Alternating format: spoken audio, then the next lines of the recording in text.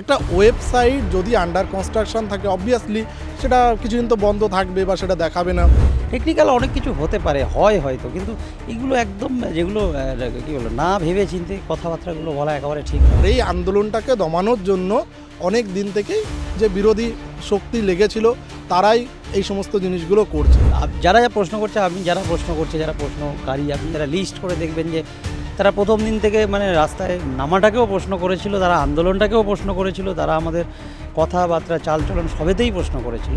প্রত্যেকটা ডাক্তারই ফিউচারে ওই যেটা আমার টাকা অ্যামাউন্টের কথা বলছে, প্রত্যেকটা ডাক্তারবাবু যদি নিজেদের কর্ম করেন এবং পরিশ্রম করেন, ওই টাকাগুলো প্রত্যেকে নিজেই ইনকাম করে নিতে পারেন। আর্যিকর এবং বিতর্ক যেন একে অন্যের পরিপূরক। তবে এবার বিতর্ক অন্যরকম। এবার বিতর্ক উঠেছে ওয়েস্ট বেঙ্গল জুনিয়র ডক্টর ফ্রন্টের যে মেল সেই মেল নিয়ে। সেই মেল আইডি নাকি ইতিমধ্যে ডিলিট হয়ে গেছে বলে অনেকে প্রচার করছেন। তবে এখানে দাঁড়িয়ে তাদের কি মেল আইডি আদৌ করা হয়েছিল? এবং তার পাশাপাশি প্রশ্ন উঠছে ক্রাউড ফান্ডিং নিয়ে।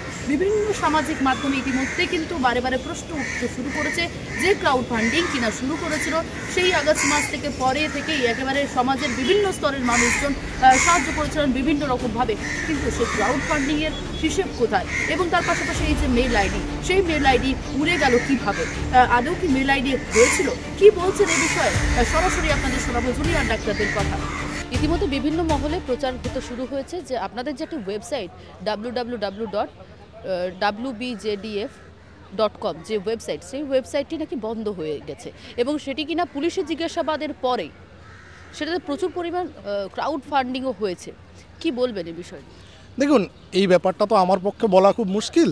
আমি WBJDF এর সাপোর্টার, আমি মেম্বার নই, আগেই ক্লিয়ার করে দিচ্ছি।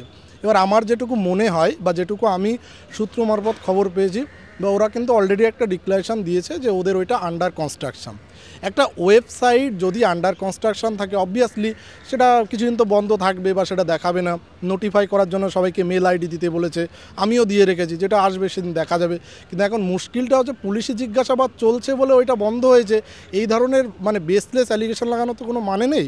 আর ওরা কিন্তু অলরেডি একটা প্রেস বিবৃতি দিয়ে দিয়েছে যে আমাদের আন্ডার কনস্ট্রাকশন চলছে, ঠিক হলে ওটাকে আবার চালু হয়ে যাবে। কিন্তু দেখা যাচ্ছে যে বিভিন্ন মহলে এই জায়গাগুলোকে ভুল প্রচার করা হচ্ছে। আর এই আন্দোলনটাকে দমানোর জন্য অনেক দিন থেকেই যে বিরোধী শক্তি লেগেছিল তারাই এই সমস্ত জিনিসগুলো করছে। দেখুন, একটা কথা হচ্ছে যে ডাক্তারবাবুরা যারা আন্দোলন করেছে তাদের সবারই পড়াশোনা করতে হয়, তাদের একটা সময়ের ব্যাপার থাকে।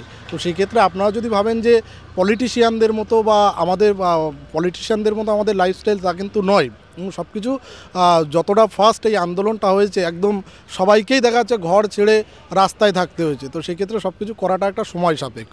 সেক্ষেত্রে আন্ডার কনস্ট্রাকশন চলছে, দেখা যাক, ঠিক হোক, তারপরে সবাই দেখতে পাবে। সেটা যারা প্রেস বিবৃতি দিয়ে তাদের JDF-এর কমিটি জানিয়েছে, তো তার জন্য ওয়েট করা উচিত।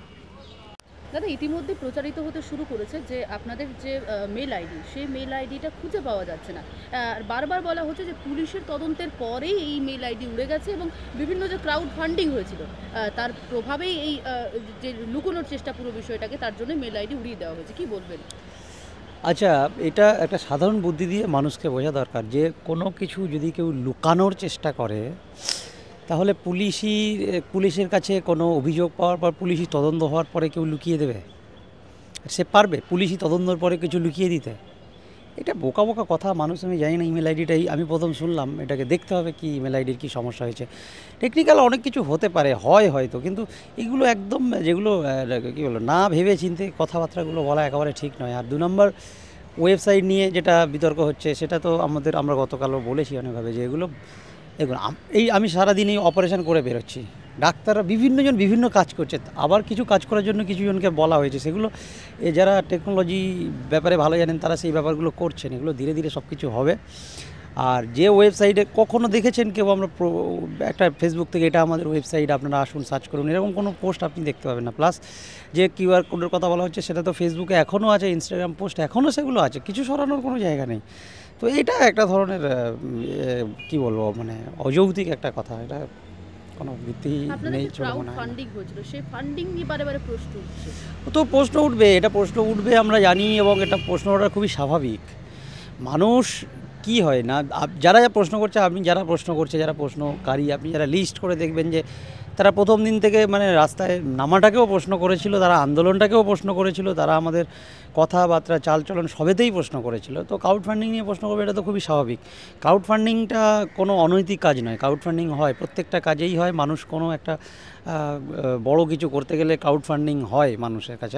এটা ক্রাউড ফান্ডিং, তার হিসেবপত্র যেগুলো দেওয়ার সেগুলো বিভিন্ন অডিটিং মাধ্যমে ব্যাংকের যে সিস্টেম আছে সেই সিস্টেমের মাধ্যমে কাজ হচ্ছে, এবং সেটা কী বলবো, রেপুটেড অডিট ফার্ম থেকে সেগুলো পরে আবার পাবলিশ হবে, সেগুলো যারা কাজ করার তারা করছে।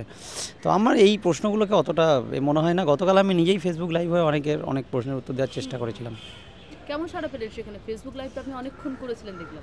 হ্যাঁ, না, আমার প্রথম ফেসবুক লাইভ প্রশ্ন উত্তর পর্ব, এবং অনেক ব্যক্তি প্রায় মোর দ্যান 2 ঘন্টা 40 মিনিট মতো ফেসবুক লাইভ ছিল, এবং অনেকে অনেক প্রশ্ন করেছেন, অনেক কঠিন প্রশ্ন, সেগুলো ম্যাক্সিমাম উত্তর দেওয়ার চেষ্টা করেছি। এবং ফিউচারেও ইচ্ছা আছে সবার সঙ্গে একটা ইন্টারেক্টিভ, মানুষের মনে প্রশ্ন, আজকের একটা এই আন্দোলন নিয়েই তো মানে শেষ নয়, আরও জীবনে অনেকগুলো কাজ থাকে, সেগুলো এমনি চিকিৎসা বিজ্ঞান নিয়েও মাঝে মাঝে বিভিন্ন রকমের বিশ্লেষণ করার চেষ্টা করবো এইভাবেই।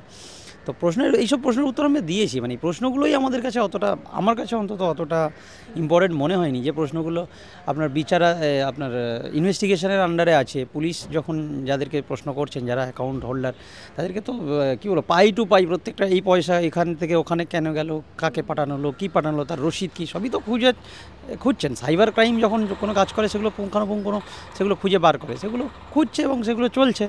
আর সবচেয়ে বড় কথা, ডাক্তার হয়ে আমরা এতগুলো জুনিয়র ডাক্তার মিলে ওই টাকা ক্রাউড ফান্ডিং করে, এইগুলো মানুষের কি বলবো, মানে মানুষের ভাবনা যার যেমন, তাদের সেরকম ভাবনা।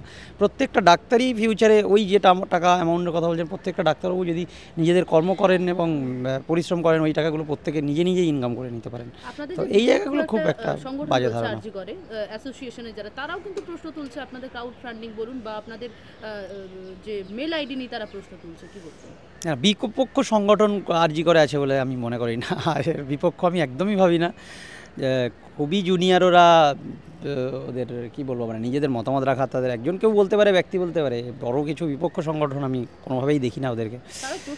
হ্যাঁ, প্রশ্নটা ওদের কেউ লিখে পাঠাচ্ছে, সেটাই ওরা বলছে। ওদের যদি ওই প্রশ্ন করার ক্ষমতা থাকতো, তাহলে ওরা আজকে এই আন্দোলনের জায়গাতে ওরা অ্যাক্টিভ থাকতো, কারণ সবগুলো প্রশ্ন নিয়েই আন্দোলন হয়। মানুষ উত্তর পেলে কেউ আন্দোলন করে না, প্রশ্ন পেলেই লোক আন্দোলন করে, এবং প্রশ্নগুলোকে জোরালো করার জন্য আন্দোলন করে। যারা প্রশ্নগুলো করার যদি ক্ষমতা থাকতো, তাহলে আন্দোলনেই থাকতো।